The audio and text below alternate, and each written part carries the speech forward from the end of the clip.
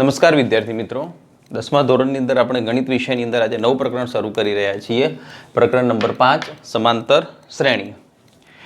તો સમાંતર શ્રેણી સમજવા માટે આપણને ખબર છે કે ભાઈ વ્યવહારની અંદર આપણે સંખ્યાઓની ઘણી બધી એવી ચોક્કસ ક્રમમાં ગોઠવેલી તરાહો મતલબ પેટર્ન જોઈએ છીએ. તો આ બધી પેટર્ન કંઈક કહેવા માંગે છે કે ભાઈ એ પેટર્ન કઈ રીતની હોય છે અને એમાં કયા નિયમો હોય છે જોઈએ. તો સૌથી પહેલા એ સમજતા પહેલા આપણે સમજીએ કે ભાઈ શ્રેણી કોને કહેવાય. તો સંખ્યાઓની નિયમ અનુસાર ક્રમબદ્ધ નિશ્ચિત તરાહ અથવા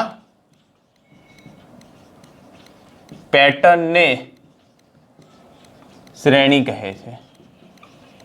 મતલબ સંખ્યાઓની ગોઠવણી કોઈ નિયમ અનુસાર થતી હોય, જેમાં કોઈ પ્રકારની તરાહ આવતી હોય, એને શ્રેણી કહે છે. તો કયા પ્રકારની છે જોઈએ, એક બે શ્રેણી લખીએ. નંબર 1 દાખલા તરીકે એમ લખું છું 3 7 11 15. નંબર 2 4 1 -2 -5 3 લખી શકાય કે 16 4 1 1/4. તો આવી મેં ચોક્કસ તરાહ લખી છે. તો કે આ શ્રેણી છે અને એ કયા નિયમોનું પાલન કરે છે લખીએ. તો કે અહીં આ શ્રેણી છે અને તેનું પ્રથમ પદ 3 છે. તો કે પ્રથમ પદ પછીના, જો પ્રથમ પદ પછીના દરેક પદ મતલબ 3 પછી 7 તો કે 4 ઉમેરવાથી આવે, 7 પછી 11 તો કે 4 ઉમેરવાથી આવે, 11 પછી 15 તો કે 4 ઉમેરવામાં આવે. મતલબ પ્રથમ પદ પછીનું દરેક પદ 4 ઉમેરવાથી મળે છે. તો કે પ્રથમ પદ પછીના દરેક પદોમાં 4 ઉમેરવાથી મળે છે. ચલો આની વાત કરો. તો કે આ પણ એક શ્રેણી છે. ચલો એનું પ્રથમ પદ કયું છે? તો કે પ્રથમ પદ અહીંયા 4 આપેલું છે અને પ્રથમ પદ પછીના દરેક પદો, ચલો પ્રથમ પદ પછીના દરેક પદો કેવી રીતે મળતા હશે? તો કે 4 માં હું કઈ સંખ્યા ઉમેરું તો 1 આવે, તો કે -3. -1 માં હું કેટલા ઉમેરું તો -2 આવે, તો કે -3. અને -2 માં કેટલા ઉમેરું તો -5 આવે, તો કે -5. તો કે પ્રથમ પદ પછીના દરેક પદો -3 ઉમેરવાથી અથવા એવું પણ લખી શકાય કે 3 બાદ કરવાથી મળે છે. ચલો આ આપેલ શ્રેણીમાં પ્રથમ પદ 16 છે. તો કે આપેલ શ્રેણીમાં પ્રથમ પદ 16 છે અને પ્રથમ પદ પછી ના દરેક પદોને 4 વડે, બરાબર, 4 વડે ભાગવા, ત્યાંને 4 વડે ભાગો, 16 ને 4 વડે ભાગો એટલે 4, 4 ને 4 વડે ભાગો એટલે કે 1 ને 4 વડે ભાગો એટલે 1/4 વડે ભાગવાથી મળે છે. બરાબર. તો કે અહીંયા આગળ એક વિશિષ્ટ પ્રકારની શ્રેણી છે. તો કે આ શ્રેણીની અંદર 4 ઉમેરવાના છે, આ શ્રેણીની અંદર -3 ઉમેરવાના છે અને આ શ્રેણીની અંદર 4 વડે ભાગવાના છે એટલે 1/4 વડે ગુણવાના છે. તો આ બધી શ્રેણી કોઈ ચોક્કસ નિયમોનું પાલન કરે છે. તો આવી શ્રેણી જો કોઈ ચોક્કસ નિયમોનું પાલન કરતી હોય તો એ સમાંતર શ્રેણી છે કે નહીં? સમાંતર શ્રેણી બનવા માટે એ વ્યાખ્યાયિત છે કે નહીં? તો સમાંતર શ્રેણીની વ્યાખ્યા કોને કહેવાય એ સમજી લઈએ. બરાબર. તો કે કોઈ એક નિશ્ચિત વાસ્તવિક સંખ્યાથી શરૂ થતી હોય, બરાબર. અહીંયા આગળ હું વ્યાખ્યા લખું છું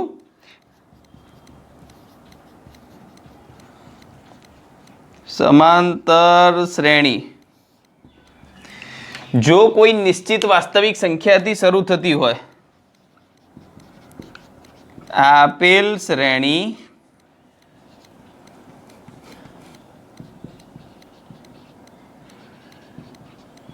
નિશ્ચિત વાસ્તવિક સંખ્યાથી શરૂ થતી હોય અને તેમાં દરેક પદ કોઈ નિશ્ચિત શૂન્યતર વાસ્તવિક સંખ્યા ઉમેરવાથી મળતું હોય તેવી શ્રેણીને સમાંતર શ્રેણી કહે છે.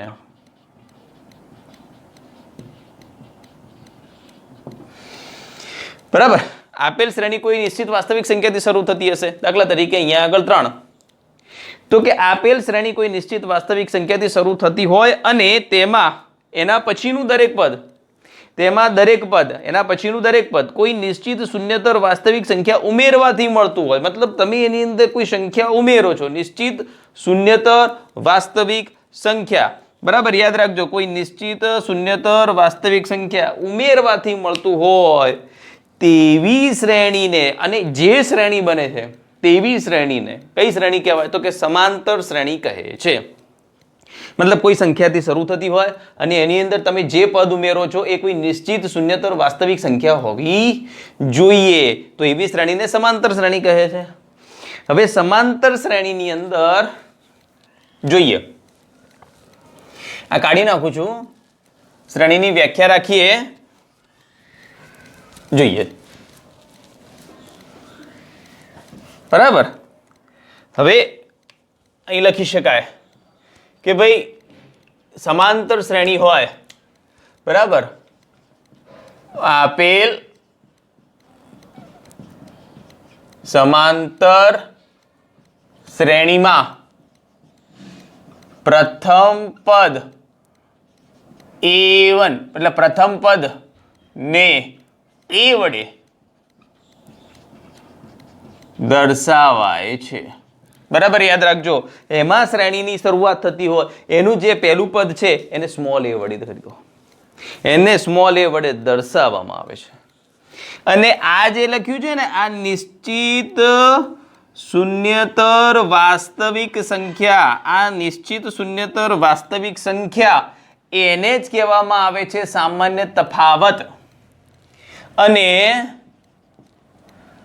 શ્રેણીમાં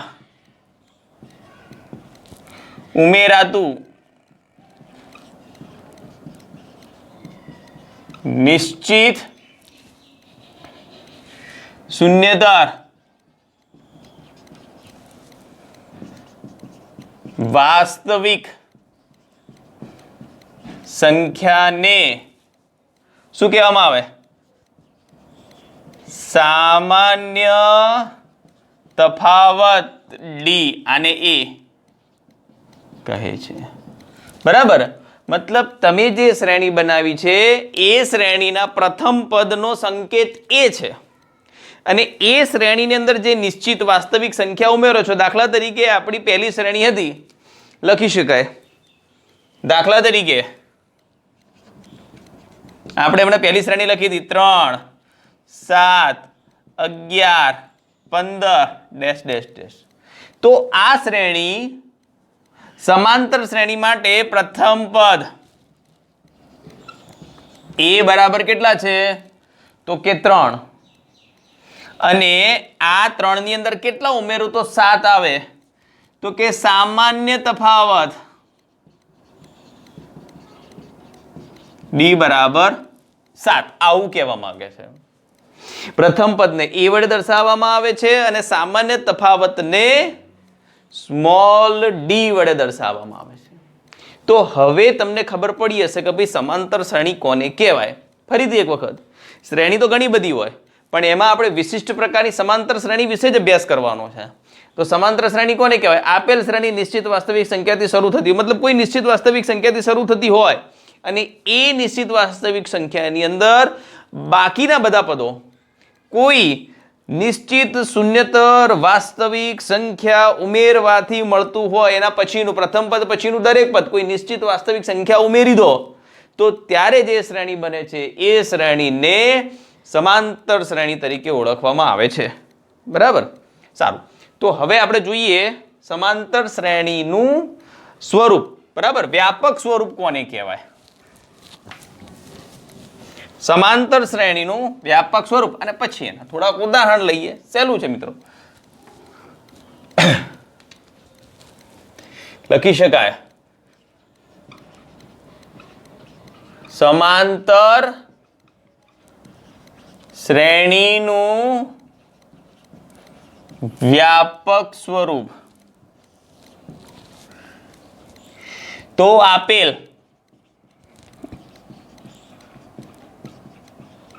સમાંતર શ્રેણીનું પ્રથમ પદ a1 બરાબર a લખાય. પહેલું પદ છે. હવે બીજું પદ a2 બરાબર a પ્લસ d. તો જ મિત્રો સામાન્ય તફાવત શું થશે? a2 માઇનસ a1 બરાબર d બરાબર કેટલા થશે? જુઓ, a2 માંથી a1 બાદ કરીએ તો કેટલા થાય? કેટલા થશે? a વત્તા d ઓછા d. તો સામાન્ય તફાવત તમને કેટલો મળે છે? તો સામાન્ય તફાવત અહીંયા આગળ તમને મળે છે d. ચલો, ત્રીજું પદ a3 બરાબર a પ્લસ 2d. ચલો, સામાન્ય તફાવત. ચલો, ચોથું પદ. બરાબર, આ જ રીતે n ચાલુ ને ચાલુ રહેશે. બરાબર, આ જ રીતે શ્રેણી ચાલુ ને ચાલુ રહેશે. તો પછી એનું વ્યાપક સ્વરૂપ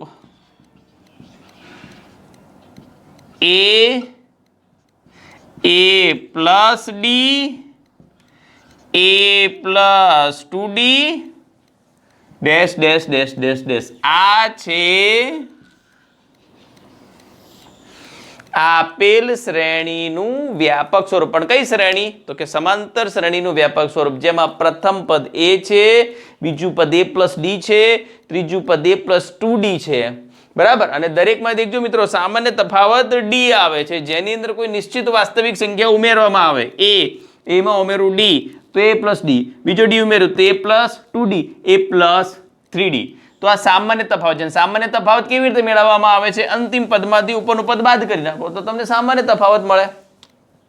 તો આ પ્રથમ પદ છે, લખી શકાય કે ભાઈ પ્રથમ પદ બરાબર a અને સામાન્ય તફાવત બરાબર d. તો આ પ્રકારે સમાંતર શ્રેણી વ્યાખ્યાયિત કરવામાં આવે છે. બરાબર, ચલો હવે આપણે કોઈ એક દાખલો લઈએ. ચલો, અહીંયા આગળ આપેલું છે, આજે દાખલો લઈએ. સ્વાધ્યાય 5.1 નો દાખલા નંબર 1. તમને એવું કહેવામાં આવેલું છે કે નીચે આપેલી સ્થિતિમાંથી કઈ સ્થિતિમાં સંખ્યાઓની યાદી સમાંતર શ્રેણી બને અને કેમ? મતલબ આ સમાંતર શ્રેણી છે કે નહીં એવું આપણે નક્કી કરવાનું છે. રકમ એવી છે કે ટેક્સીનું ભાડું પ્રથમ કિલોમીટર માટે રૂપિયા કેટલા છે? 15, અને પછીના પ્રત્યેક કિલોમીટર માટે કેટલા છે? રૂપિયા 8.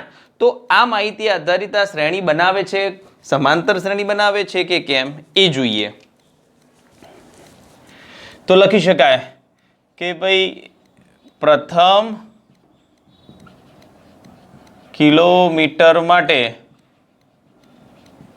ભાડું બરાબર રૂપિયા 15. પછી વધારાના પ્રત્યેક કિલોમીટર માટે મતલબ લખી શકાય કે ભાઈ બીજા કિલોમીટર માટે કેટલું થશે ભાડું? બરાબર રૂપિયા 15 વત્તા રૂપિયા 8 बराबर ₹23। चलो त्रीजा किलोमीटर माटे भाड़ू मतलब 2 किलोमीटर तो पती गया, हवे त्रीजू किलोमीटर तो ₹23 वत्ता ₹8 तो केटला थशे ₹31। चलो लईए चौथा किलोमीटर माटे भाड़ू तो के ₹31 वत्ता ₹8 बराबर ₹39। मतलब तमने एक विशिष्ट अहींया आगळ श्रेणी बने छे तो के अहीं बनती श्रेणी तो के पहला 15 पछी 23 पछी 31 पछी 39 एम आगळ जऊ तो 47 बराबर। तो आवी तमने यादी मळे छे, आंकड़ाओनी यादी मळे छे। आपणे एवुं साबित करवानुं छे के भाई आ समांतर श्रेणी छे के नहीं। तो याद करो कि हमणे आपणे भणी चूक्या कि भाई समांतर श्रेणी होवा माटे बराबर। चलो आपेल श्रेणी श्रेणी अहीं फरीथी लखी नाखीए बराबर। तो के अहींया आपणे कई श्रेणी मळी छे तो के श्रेणी तमने मळी छे के भाई 15 23 31 39 47। तो के आपेल श्रेणी में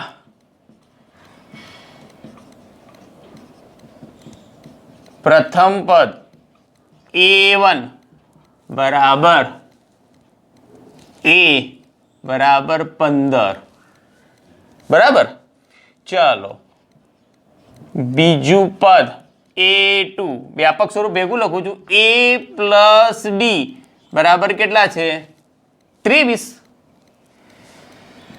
तो आपने खबर छे कि भाई सामान्य तफावत शू लखी शकाय A2 माइनस A1 तो कि 23 ओछा 15 बराबर 8 सामान्य तफावत मळे छे।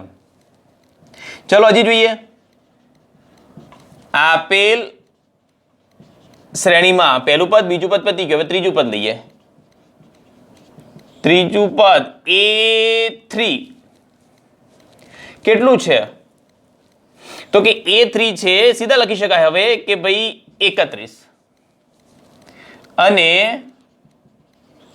चौथू पद A4 बराबर केटला थई जशे 39। अच्छा व्यापक स्वरूप लखवू होय तो लखी शकाय, व्यापक स्वरूप साथे लखवू तो लखी शकाय कि A प्लस 2D અને અહીં લખી શકાય A પ્લસ 3D આના બરાબર 31 છે ને આના બરાબર 39 છે। તો ચલો અહીંયા આગળ શોધી કાઢીએ સામાન્ય તફાવત। સામાન્ય તફાવત D બરાબર A4 માઇનસ A3। ચલો A4 એટલે 39 માઇનસ 31 એટલે 8। તો એવી જ રીતે આ બે પદોનો સામાન્ય તફાવત પણ શોધી શકાય। લખો આમ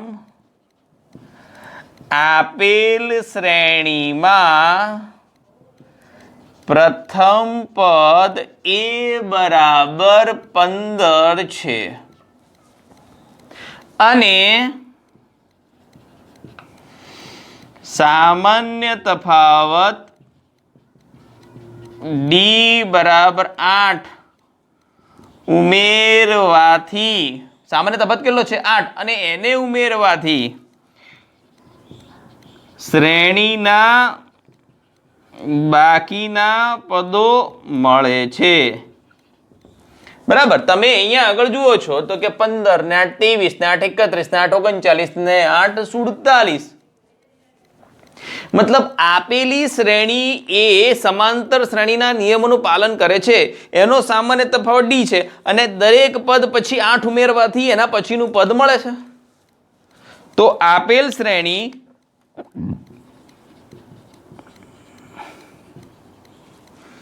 समांतर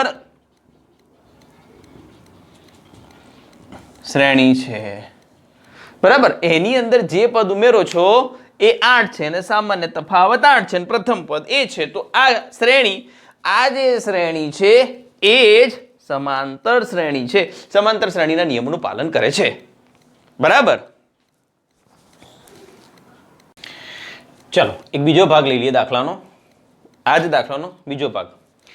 એવી રકમ આપેલી છે કે નળાકારમાં હવાનું પ્રમાણ હવા કાઢવાના પંપ દ્વારા, મતલબ નળાકારમાં હવા ભરેલી છે અને એમાંથી દર વખતે નળાકારની હવા કાઢવામાં આવે છે અને દરેક વખતે નળાકારની બાકી રહી ગયેલ હવાનો 1/4 ભાગ બહાર કાઢી નાખે છે.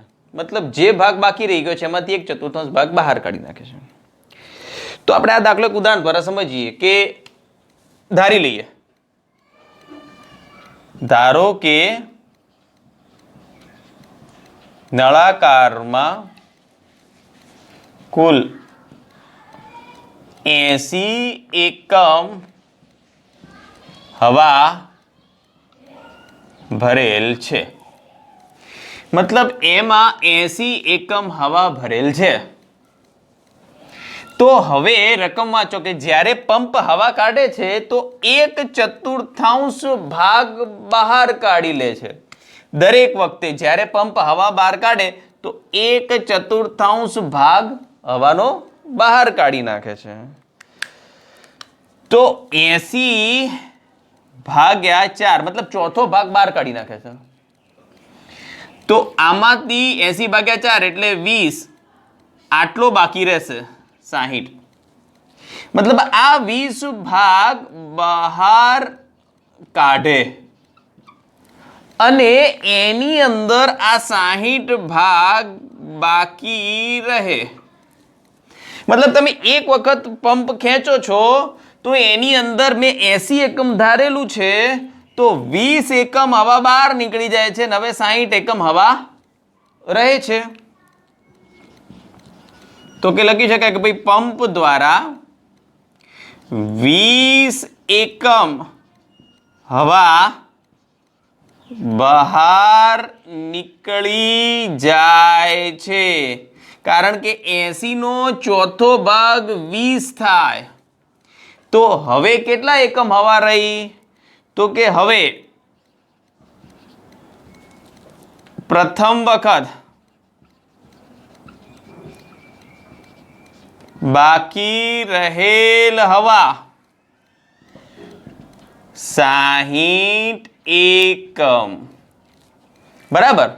હવે બીજી વખત પંપ હવા બહાર કાઢે છે તો આ 60 નો ચોથો ભાગ બહાર નીકળી જાય. મતલબ 15 એકમ હવા બહાર નીકળી જાય અને અહીંયા 45 એકમ હવા બાકી રહે. ઓકે, 15 એકમ હવા બહાર નીકળી જાય, 45 એકમ હવા બાકી રહે. તો લખી શકાય કે ભાઈ પંપ દ્વારા કેટલા? 15 એકમ. કેમ 15 એકમ? 60 એકમનો ચોથો ભાગ એટલે 15 એકમ હવા બહાર નીકળી જાય છે.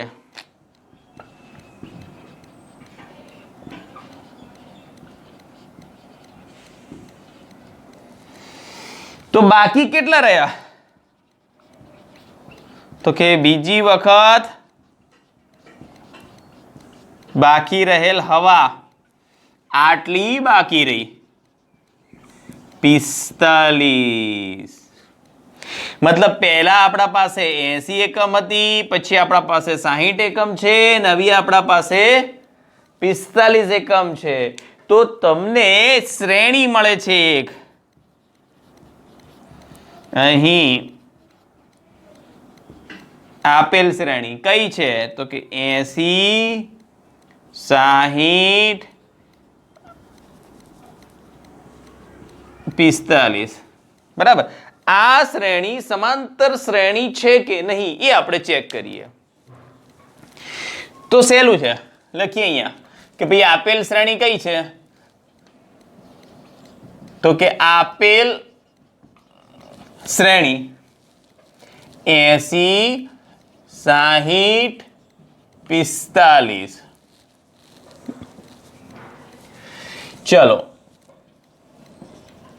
શ્રેણીનું પ્રથમ પદ a બરાબર 80, a1 બરાબર, અને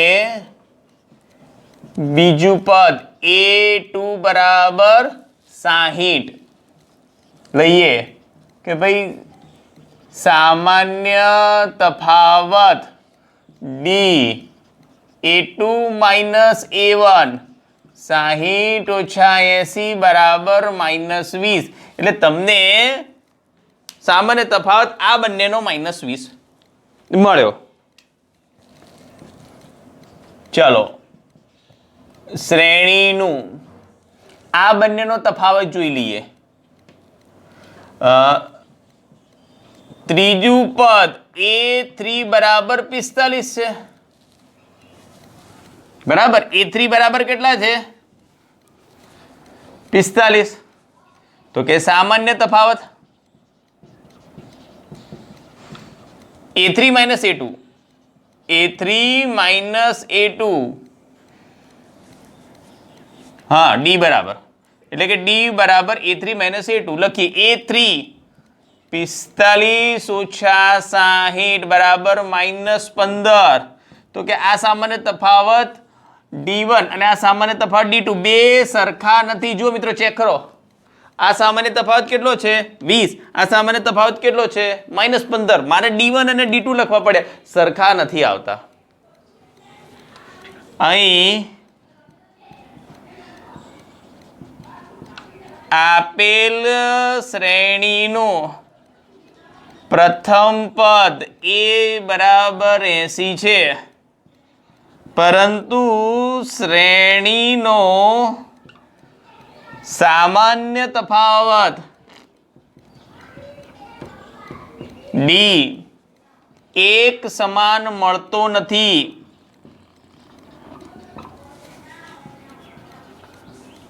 બરાબર, તો નિયમનું પાલન થતું નથી, માટે આ શ્રેણી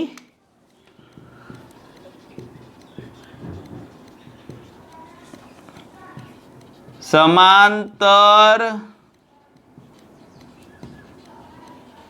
શ્રેણી નથી. તો આ શ્રેણી સમાંતર શ્રેણી નથી, કેમ કે સામાન્ય તફાવત એક સરખો આવવો જોઈએ. અહીંયા -20 હોય તો અહીંયા -20 જ આવવા જોઈએ. તો આ દાખલાની અંદર આપેલી પેટર્ન આ શ્રેણી સમાંતર શ્રેણી બનતી નથી મિત્રો. સમાંતર શ્રેણી હોવા માટે પ્રથમ પદ પછીના દરેક પદની અંદર ઉમેરવી પડતી ચોક્કસ નિશ્ચિત વાસ્તવિક શૂન્યેતર સંખ્યા હોવી જ જોઈએ, તો જ એ શ્રેણી સમાંતર શ્રેણી બને. બરાબર.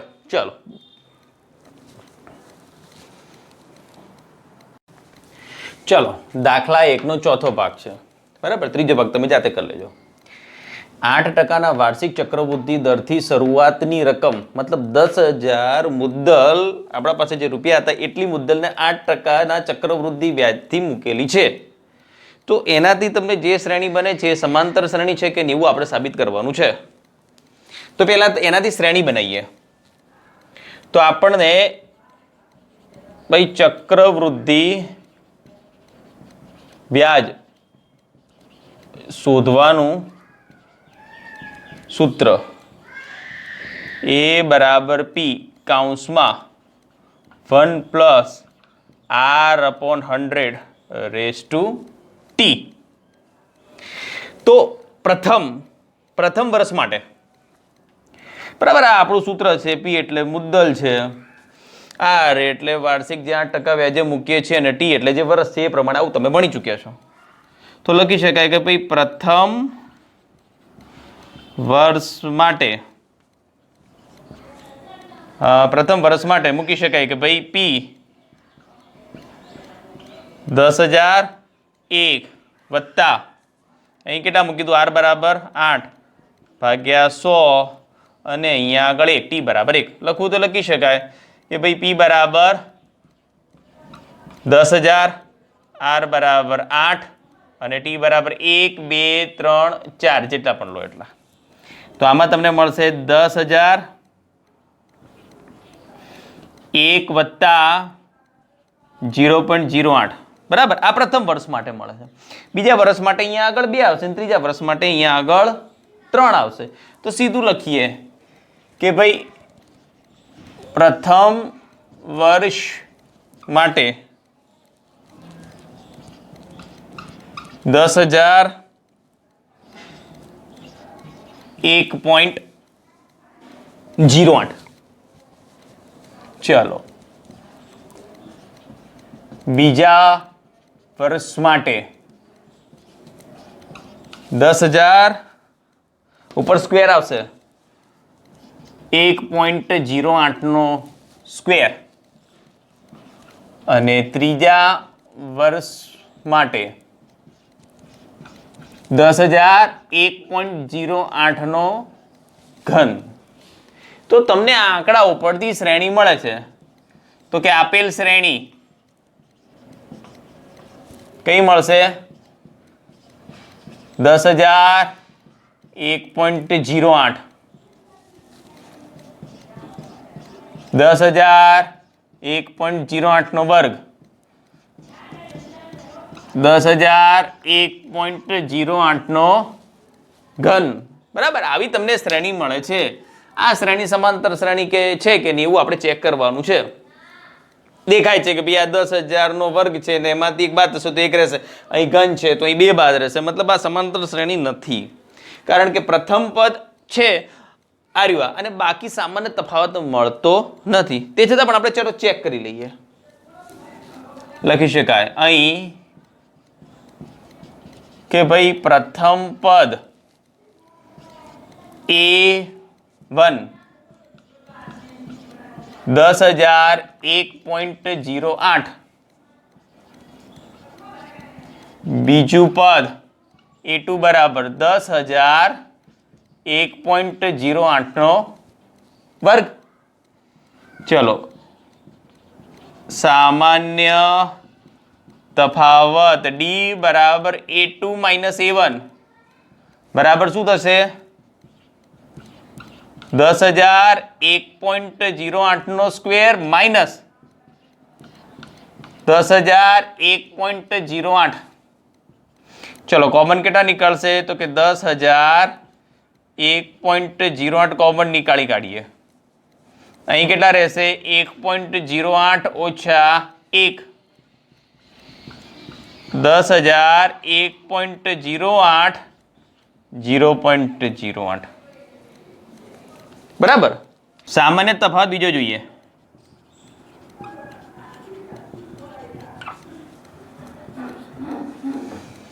આ અને આ પદનો સામાન્ય તફાવત જોઈએ, મતલબ આ પ્રથમ પછી આ બીજું પછી આ ત્રીજું, ત્રીજા અને બીજાનો સામાન્ય તફાવત જોઈએ A3 માઇનસ A2 અને એમાં તમે કિંમતો મૂકશો તો તમને મળશે 10,000 1.08 નો વર્ગ અને 0.08. તો અહીંયા સામાન્ય તફાવત D આ પ્રમાણે મળે છે અને અહીંયા સામાન્ય તફાવત D આ પ્રમાણે મળે છે. જુઓ આ સામાન્ય તફાવત છે A2 માઇનસ A1 નો અને આ સામાન્ય તફાવત છે A3 માઇનસ A1 નો. બંને ભિન્ન છે, અલગ અલગ છે. માટે લખી શકાય કે અહીં A3 minus A2 is not equal to A2 minus A1. બંનેનો સામાન્ય તફાવત એક સરખો આવતો નથી.